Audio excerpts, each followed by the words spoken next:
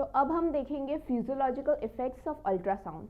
तो जो physiological effects है अल्ट्रासाउंड के वो तीन के अंदर डिवाइडेड है, thermal effect, non thermal effect जिसे हम मैकेनिकल इफेक्ट्स भी बोलते हैं, और बायोलॉजिकल इफेक्ट्स। तो हम जो सबसे पहले देखेंगे वो है थर्मल इफेक्ट्स। तो जो थर्मल इफेक्ट्स होते हैं वो बेसिकली किस वजह से आते हैं, जैसे सपोज करो कि कोई हमारा टिश्यू है और उसके ऊपर हम अल्ट्रासाउंड की थेरेपी दे रहे हैं तो उसकी वजह से क्या होता है कि जो हमारे टिश्यूज़ होते हैं वो उस अल्ट्रासाउंड की एनर्जी को एब्जॉर्ब कर लेते हैं और उसे हीट के अंदर कन्वर्ट कर देते हैं। तो इस वजह से यहाँ पर जो थर्मल इफेक्ट्स है वो प्रोड्यूस होते हैं। जैसे सपोज करो कोई भी टिश्यू हमें ट्रीट करना है तो एटलीस्ट वो जो टिश्यू है वो 40 या 45 डिग्री सेंटीग्रेड तक हीट होना चाहिए, और वो भी 5 मिनट के लिए, अगर हमें थर्मल इफेक्ट्स उस एरिया के अंदर देखने हैं।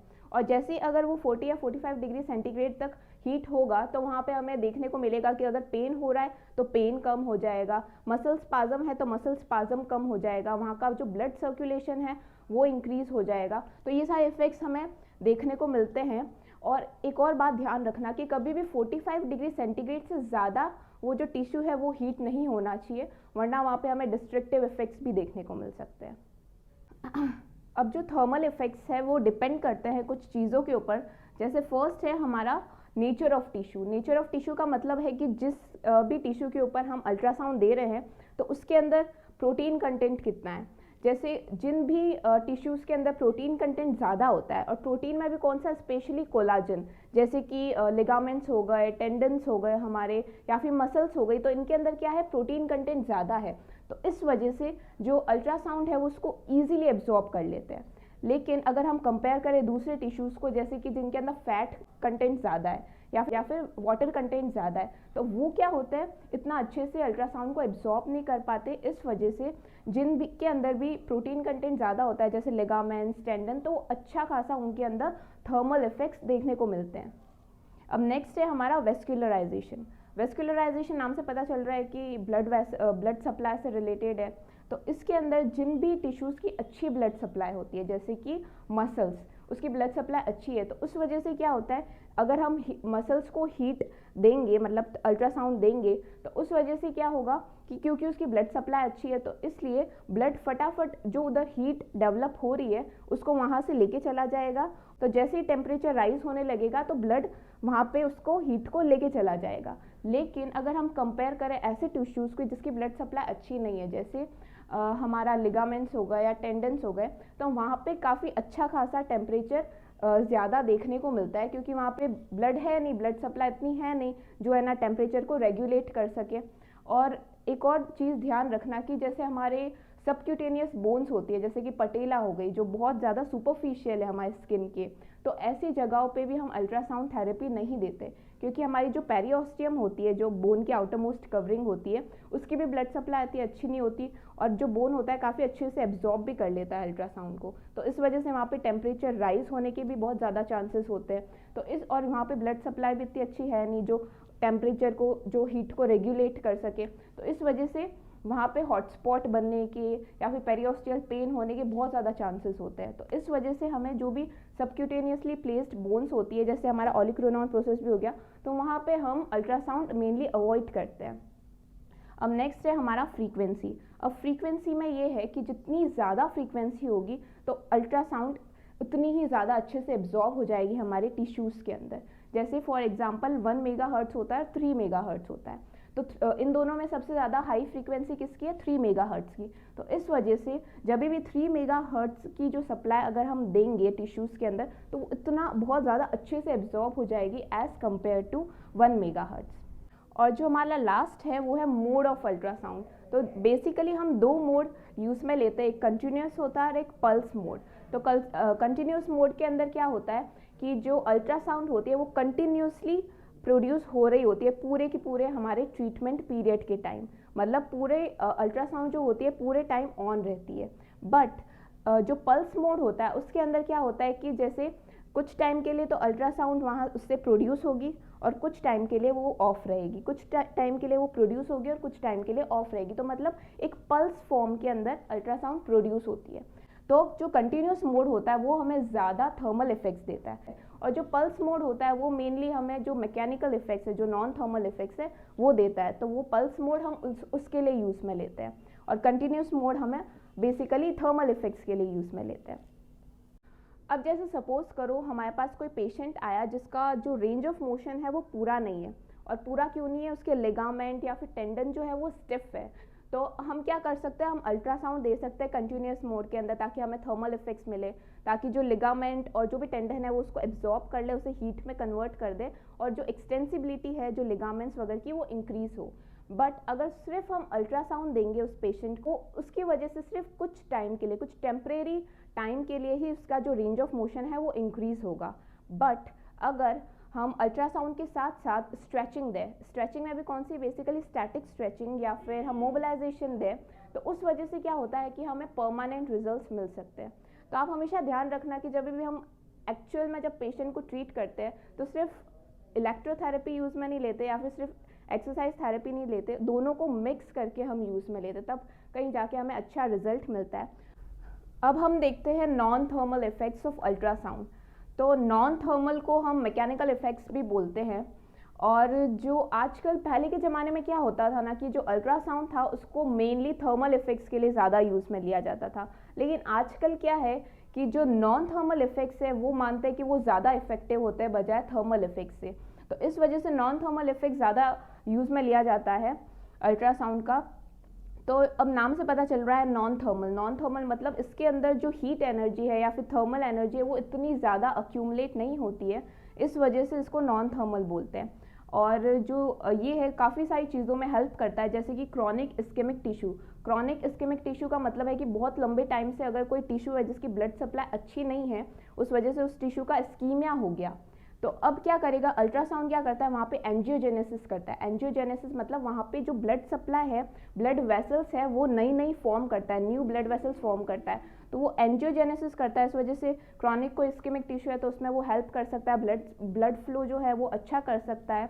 और नेक्स्ट है टिश्यू रीजनरेट करने में भी वो हेल्प करता है, जो प्रोटीन सिंथेसिस है सेल का वो और ज़्यादा बढ़ाने में हेल्प करता है, और बोन रिपेयर करता है। तो अब ये जो सारे इफेक्ट्स हैं वो आते कैसे, तो ये आते हैं कैविटेशन की वजह से, माइक्रो मसाज की वजह से, और एकॉस्टिक स्ट्रीमिंग की वजह से, जो मैं आपको अभी बताऊंगी ये सब। अब जो हम फर्स्ट नॉन थर्मल इफेक्ट्स के अंदर जो देखेंगे वो है कैविटेशन। तो कैविटेशन का सिंपल मतलब है कि जब भी हम अल्ट्रासाउंड की मशीन यूज़ में लेते हैं, तो जब हम यूज़ में ले रहे होते हैं तो हमारा जो टिश्यू फ्लूइड है, हमारा जो फ्लूइड है बॉडी का, वो क्या करता है, सर्कुलर मोशन करता है, ठीक है। तो इस सर्कुलर मूवमेंट की वजह से क्या होता है कि वहाँ पे छोटे छोटे टाइनी बबल्स फॉर्म हो जाते हैं, तो वो ही बेसिकली कैविटेशन होता है। तो अब वो जो बबल फॉर्म हुआ है वो डेंजरस भी हो सकता है और बेनिफिशियल भी हो सकता है।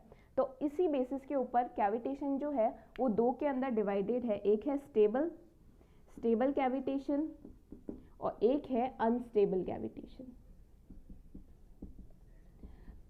तो स्टेबल कैविटेशन में क्या होता है कि जो बबल जो फॉर्म हो गए, वो जो टाइनी टाइनी बबल्स है वो बर्स्ट नहीं होते, मतलब जो उनका जो शेप है वो रिटेन होके रहता है, वो बर्स्ट नहीं होते, वो कोलैप्स नहीं होते।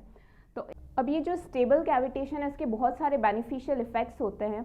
तो अब ये बेनिफिशियल इफेक्ट्स देखने को कैसे मिलते हैं, अब जैसे सपोज करो कि जब भी हम अल्ट्रासाउंड की थेरेपी देते हैं, जब भी अल्ट्रासाउंड की वेव्स आती है तो उसकी वजह से क्या होता है कि जो बबल्स फॉर्म हुए हैं वो कभी कॉन्ट्रैक्ट करते हैं फिर एक्सपांड होते हैं, कॉन्ट्रैक्ट करते हैं और एक्सपांड होते हैं। अब जैसे सपोज करो कि ये हमारी सेल की मेम्ब्रेन थी, सेल मेम्ब्रेन थी, और उसके पास में ये बबल है जो कि फॉर्म हो गया था। तो अब जैसे ये कॉन्ट्रैक्ट करेगा उसकी वजह से जो हमारी सेल मेम्ब्रेन है वो पुल होगी, और जैसे ही ये एक्सपांड करेगा तो उसकी वजह से जो सेल मेम्ब्रेन है वो पुश होगी, तो उसकी वजह से क्या होगा, जो सेल मेम्ब्रेन की जो परमिएबिलिटी है वो बढ़ जाती है, और उस वजह से जैसे सपोज करो कि जो कैल्शियम आयंस है वो बहुत ज़्यादा इजीली और ज़्यादा अच्छे से सेल के अंदर आ जाते हैं, और आपको पता ही होगा कि जो कैल्शियम होता है वो सेकंड मैसेंजर होता है, और इसका मतलब क्या होता है कि जैसे सेकंड मैसेंजर क्या करता है, आगे और जो भी सेल एक्टिविटीज़ है जैसे कि मेटाबॉलिक एक्टिविटीज़ या बायोलॉजिकल एक्टिविटीज़ जो भी है उसको और ज़्यादा बढ़ाता है।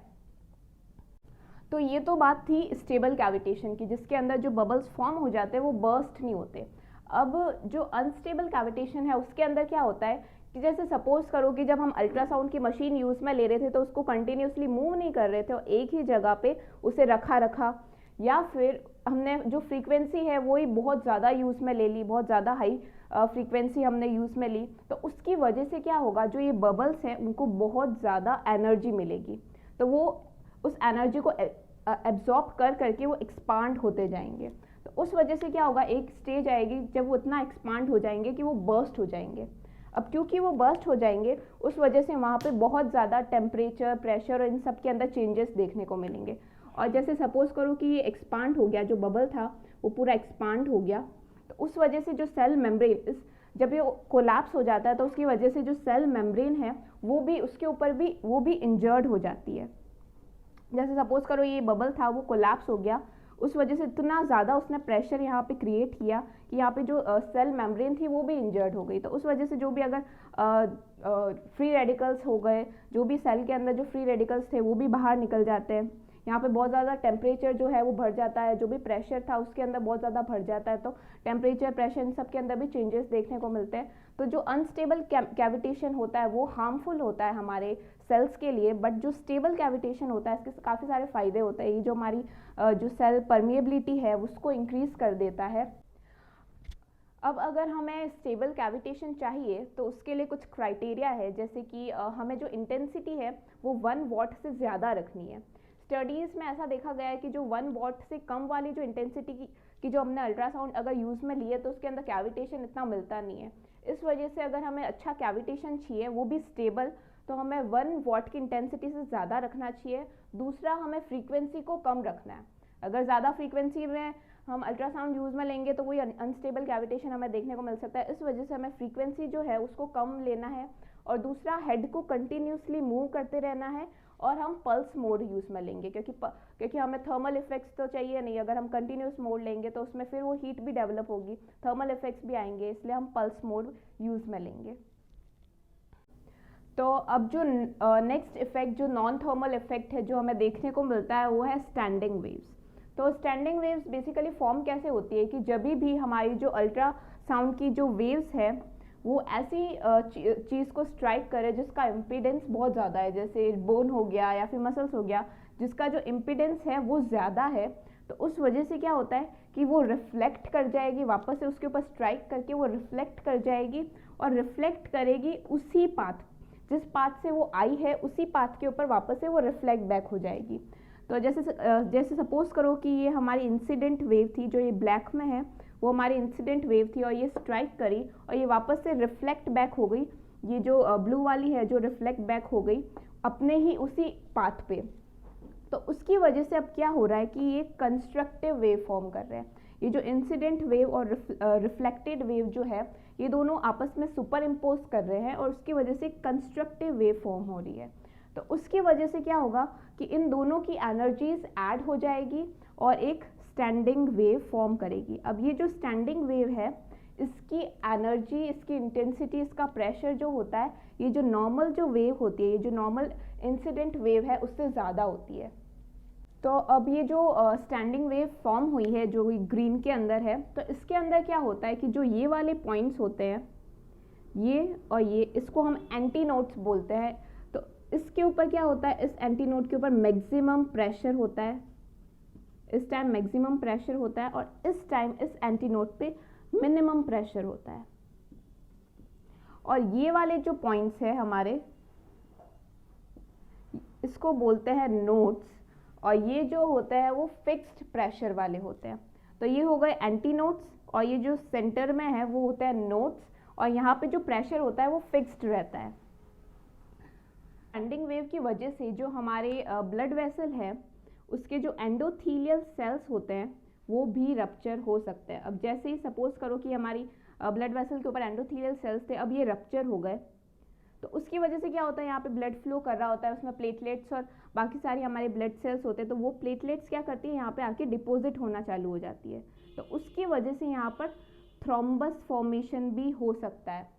और दूसरा और क्या देखने को मिल सकता है कि जो स्टैंडिंग वेव्स होती है वो हमारा जो ब्लड फ्लो होता है उसका स्टैसिस कर देती है, मतलब कि हमारा जो ब्लड फ्लो है उसको रोक देती है, और जो हमारी जो भी ब्लड सेल्स है उनका भी स्टैसिस कर देती है, उनको भी रोक देती है। तो इस वजह से जो स्टैंडिंग वेव्स है वो उस एरिया का जो ब्लड फ्लो है उसको कम कर देती है। अब ये जो स्टैंडिंग वेव्स है इसकी वजह से कुछ ट्रांजिएंट टाइम के लिए, मतलब कुछ टेम्परेरी टाइम के लिए कैविटेशन भी देखने को मिलता है, और वो जो कैविटेशन होता है अनस्टेबल कैविटेशन होता है, उसकी वजह से वो कोलैप्स हो जाते हैं बबल्स, और उसकी वजह से फ्री रेडिकल्स भी वहाँ पे देखने को मिलते हैं। और जो एंटी नोड्स, जो मैंने आपको अभी बताया था, जो एंटी नोड्स जिधर हाईएस्ट और मिनिमम प्रेशर होता है तो वहाँ पे एंटी नोड्स पे गैस बबल्स भी आके अक्यूमुलेट हो जाते हैं। जो मैंने आपको बताया था कि एंटी नोड्स जो होता है मैक्सिमम और मिनिमम प्रेशर वाले पॉइंट्स होते हैं, तो वहाँ पे गैस बबल्स भी आके अक्यूमुलेट हो जाते हैं।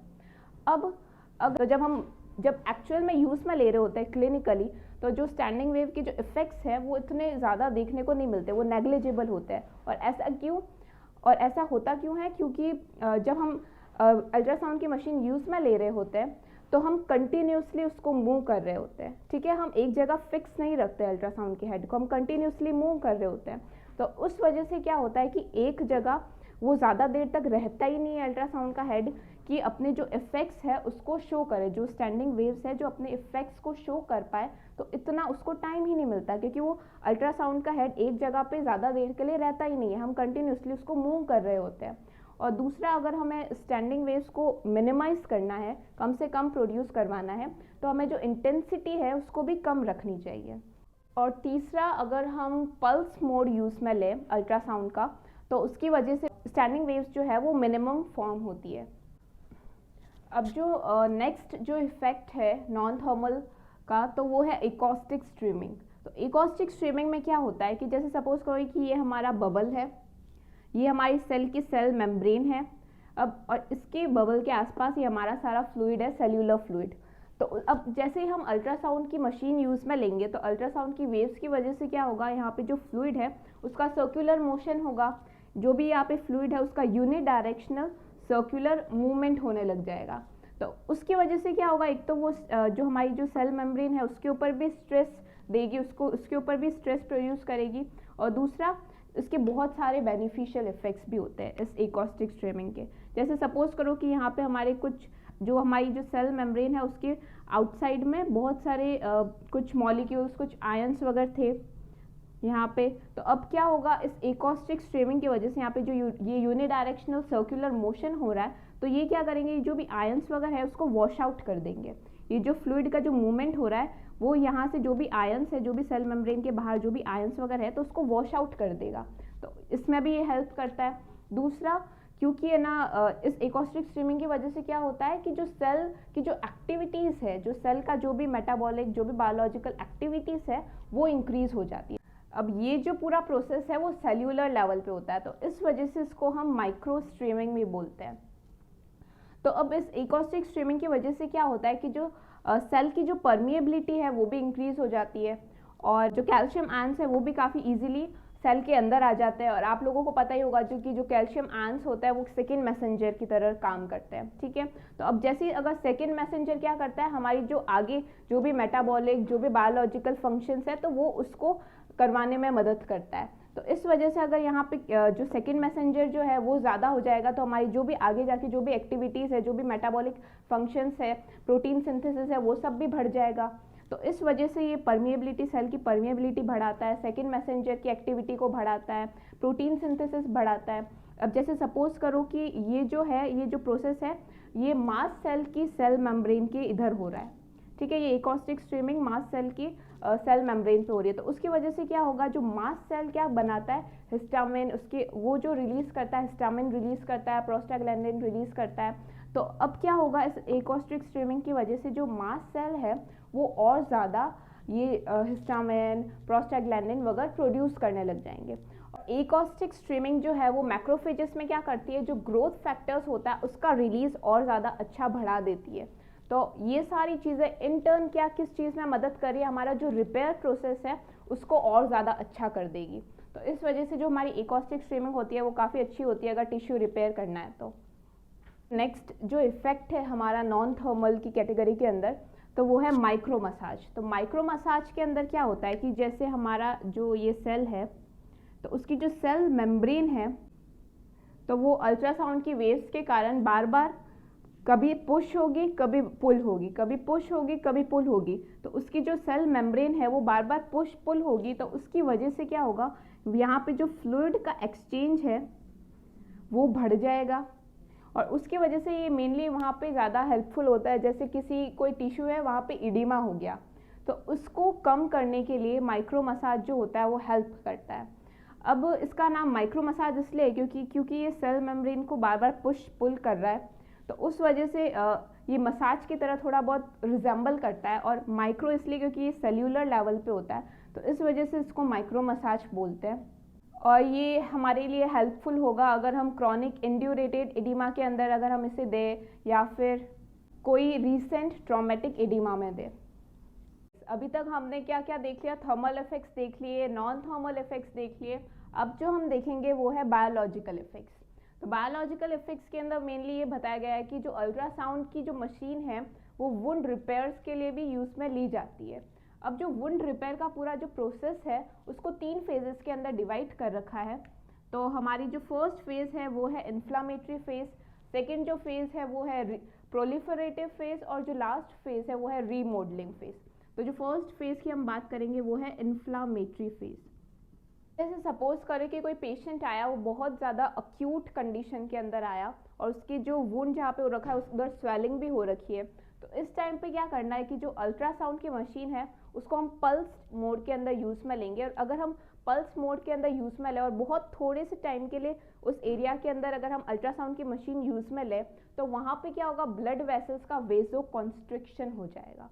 तो उसकी वजह से क्या होगा, वहाँ का जो ब्लड सप्लाई है वो कम हो जाएगा। तो अगर उस एरिया के अंदर स्वेलिंग है तो वो रिड्यूस करने में वो मदद करता है। और दूसरा मैं आप लोगों को ऑलरेडी बता चुकी हूँ कि जो एकॉस्टिक स्ट्रीमिंग के अंदर कि एकॉस्टिक स्ट्रीमिंग की वजह से क्या होता है कि जैसे अगर मैक्रोफेजेस है या फिर मास्ट सेल्स है, प्लेटलेट्स है, इन सब की क्या करता है वो परमिएबिलिटी इंक्रीज कर देता है। तो अगर सपोज करो कि मास्ट सेल की उसने परमिएबिलिटी इंक्रीज की, तो उसकी वजह से क्या होता है वहाँ पे हिस्टामिन जो है वो बहुत ज़्यादा रिलीज होने लग जाता है। अगर प्लेटलेट्स की उसने परमिएबिलिटी इंक्रीज की तो क्या होता है कि वहाँ पे सीरोटोनिन जो है वो रिलीज होने लग जाता है। अच्छा, तो ये सारी जो चीज़ें हैं वो क्या करती है, हमारे जो इन्फ्लामेटरी जो फेस होता है वुंड रिपेयर का, तो उसमें मदद करती है। अब क्योंकि वुंड की अक्यूट कंडीशन है, वहाँ पे पेन तो हो गई, अब ये क्या करता है, पेन को भी कम करता है। अब पेन को कैसे कम करता है कि वो क्या करता है कि सोडियम पोटेशियम एटीपेस एक पंप होता है, तो उसकी एक्टिविटी को कम कर देता है। अब जैसे सपोज करो कि ये नर्व्स के ऊपर प्रेजेंट था, ये हमारी नर्व है जो कि है ना सिग्नल लेके जाती है, हमारा जो भी पेन का जो सिग्नल होता है वो ब्रेन तक लेके जाती है। तो ये उस नर्व के ऊपर ये सोडियम पोटेशियम एटीपेस पंप था वो प्रेजेंट था, और उसने क्या किया अल्ट्रासाउंड ने कि उसकी जो एक्टिविटी है उसको कम कर दिया। तो इसका मतलब कि सोडियम जो है वो नर्व्स के अंदर नहीं जा पाया, मतलब डिपोलराइजेशन नहीं हो पाया नर्व का, तो नर्व जो है वो इन्फॉर्मेशन ब्रेन तक नहीं लेके जा पाई पेन की। तो उस वजह से क्या होता है कि पेन का जो सेंसेशन होता है वो भी कम हमें देखने को मिलता है। तो इन सब चीज़ों की वजह से, क्योंकि सेरोटोनिन रिलीज हो रहा है, हिस्टामिन रिलीज हो रहा है, जो वुंड का जो प्रोसेस होता है वो एक्सेलरेट हो जाता है, वुंड का जो प्रोसेस है वो और ज़्यादा अच्छे से हो पाता है। जो इन्फ्लामेशन के बाद में जो फेज़ आती है वुंड रिपेयर के अंदर वो है प्रोलिफरेटिव फेज़। अब प्रोलिफरेटिव फेज़ को हम ग्रैनुलेशन टिश्यू फॉर्मेशन भी बोलते हैं। तो ये क्या होता है, कुछ दिनों के बाद में हमें वहाँ पे ग्रैनुलेशन टिश्यू फॉर्मेशन हो रहा है। ग्रैनुलेशन टिश्यू फॉर्मेशन मतलब वहाँ पे हमें एंजियोजेनेसिस देखने को मिलेगा। एंजियोजेनेसिस का मतलब क्या होता है कि वहाँ पे नई नई जो ब्लड वेसल्स है वो फॉर्म होने लग जाएगी उस एरिया के अंदर जहाँ पे भी वुंड हुआ है। वहाँ पे हमें क्या देखने को मिलेगा, कनेक्टिव टिश्यू। कनेक्टिव टिश्यू का मतलब क्या होता है, कनेक्टिव टिश्यू के अंदर हमें कोलाजन दिखते हैं, collagen type 1 type 2, hyaluronic acid दिखता है, और बहुत सारे जो सेल्स हैं उनका इनफिल्ट्रेशन देखने को मिलेगा। इनफिल्ट्रेशन का मतलब है कि वहाँ पे बहुत सारे जैसे मैक्रोफेजेस हो गए, फिब्रोब्लास्ट सेल्स हो गए, तो ये सारे सेल्स भी वहाँ पे हमें देखने को मिलेंगे। अब ये तो बात हो गई हमारी ग्रैन्युलेशन टिश्यू की। तो ग्रैन्युलेशन टिश्यू के अंदर क्या क्या आता है, एंजियोजेनेसिस, कनेक्टिव टिश्यू फॉर्मेशन, और क्या जो सेल्स होते हैं उनका इनफिल्ट्रेशन होने लग जाता है। अब इसके अलावा ग्रैन्युलेशन टिश्यू फॉर्मेशन के अलावा और भी चीज़ें देखने को मिलती है, जैसे कि जो वुंड है वो कॉन्ट्रैक्ट होता हुआ नज़र आएगा। और दूसरा, अगर सपोज करो कि कोई जो वुंड हुआ उसकी वजह से जो हमारी जो एपिथेलियल जो सरफेस थे, एपिथेलियल सेल्स थे, वो भी वहाँ से हट गए, उनका भी कॉम्प्रोमाइज़ हो गया, तो उस वजह से री एपिथेलियलाइजेशन भी देखने को मिल सकता है इस स्टेज के अंदर। तो इस प्रोसेस के अंदर जो हमारे मेन इवेंट्स होते हैं वो तो होते हैं कि ग्रैनुलेशन टिश्यू फॉर्मेशन होता है, जो वुंड होता है वो कॉन्ट्रैक्ट होने लग जाता है और री एपिथेलियलाइजेशन होता है। अब इसके अंदर जो मेन सेल्स जो होते हैं वो होते हैं फिब्रोब्लास्ट, एंडोथेलियल सेल्स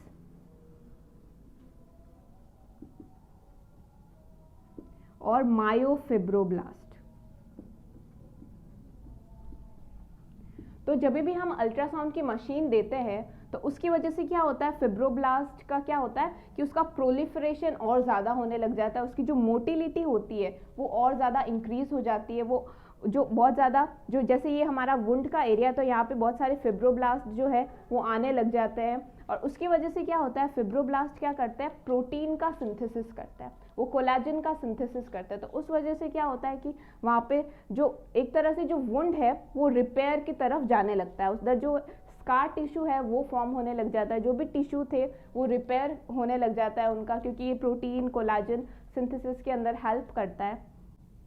और अगर हमें डिज़ायर्ड इफ़ेक्ट्स चाहिए तो उसके लिए हमें क्या करना है, पल्स मोड यूज़ में लेना है और जो इंटेंसिटी है उसको कम करना है, उसको कम लेना है। तो उसकी वजह से क्या होगा, जो हमारे डिज़ायर्ड इफ़ेक्ट्स है वो देखने को मिलेंगे विया नॉन थर्मल इफ़ेक्ट्स। अब जो हमारी लास्ट फेज़ है वुंड रिपेयर की वो है रीमॉडलिंग फेज़। तो ये जो फेज़ है ये मंथ्स तक भी चल सकती है, ईयर्स तक भी चल सकती है, डिपेंड करता है कि हम कौन सा टिश्यू ट्रीट कर रहे हैं उसका, और जो इंजरी हुई है वो कैसे हुई है, तो उसके ऊपर डिपेंड करता है। अब इस फेज़ के अंदर क्या होता है कि जो हमारा स्कार टिश्यू फॉर्म हो चुका था, तो ये वाला जो स्कार है वो क्या करता है, उसकी टेंसाइल स्ट्रेंथ जो होती है और ज़्यादा इंक्रीज होती है स्टेज के अंदर, कोलाजन जो है उसका और ज़्यादा डिपोजिशन होता है। अब जो स्कार जो फॉर्म हो गया है तो उसकी जो प्रॉपर्टीज़ है वो डिपेंड करते हैं कि कितना कोलाजन का अमाउंट है, और जो कोलाजन के फाइबर्स है उसका ओरिएंटेशन कैसा है। तो जब भी हम अल्ट्रासाउंड की मशीन अल्ट्रासाउंड देंगे तो उसकी वजह से क्या होगा कि जो भी हमारा नए कोलाजन के जो फाइबर्स जो डिपॉजिट हो रहे हैं, तो उनका जो फाइबर्स का जो अलाइनमेंट होगा वो एकदम प्रॉपर होगा। जो अलाइनमेंट जो स्कार के ऊपर जो कोलाजन के फाइबर जो आके डिपॉजिट हो रहे हैं, तो उनका जो अलाइनमेंट होगा वो एकदम प्रॉपर तरीके से डिपॉजिट होंगे। तो एक तो ये फ़ायदा होता है अल्ट्रासाउंड अगर हम लगाएंगे तो। दूसरा, जो कोलाजन के जो फाइबर्स होता है, तो कोलाजन टाइप 3 से कन्वर्ट होता है टाइप 1 के अंदर। तो इस कन्वर्जन की वजह से भी जो टेंसाइल स्ट्रेंथ होती है वो और ज़्यादा इंक्रीज होती है स्कार की। और ये और ज़्यादा तब अच्छे से अचीव होगा हमें अगर हम जैसे अल्ट्रासाउंड की थेरेपी दे रहे हैं उसके बाद में स्ट्रेचिंग भी करवा रहे हैं, ठीक है, तो उसकी वजह से और ज़्यादा अच्छे रिजल्ट्स हमें देखने को मिलेंगे। और अगर हमें रीमॉडलिंग स्टेज में हमें क्या करना है कि जो पल्स मोड के ऊपर हमें अल्ट्रासाउंड की मशीन रखनी है और इंटेंसिटी को कम से कम लेना है, और दूसरा कि हमें जो फ्रीक्वेंसी है हम 1 मेगाहर्ट्ज़ तक ले सकते हैं।